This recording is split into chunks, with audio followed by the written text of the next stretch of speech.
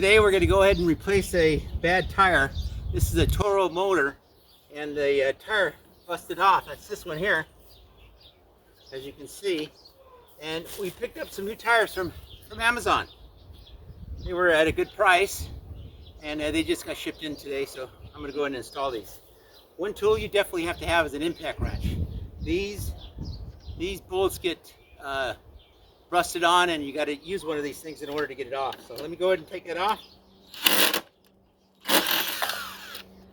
that one off now. Get ready to put this new one on.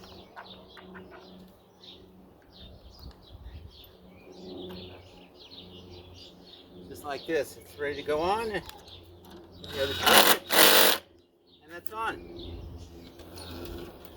Let's go ahead and do it to this side as well.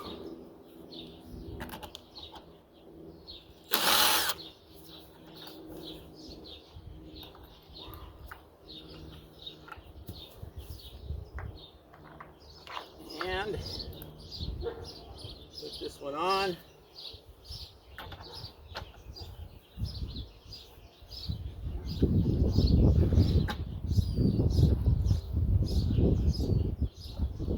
Like that.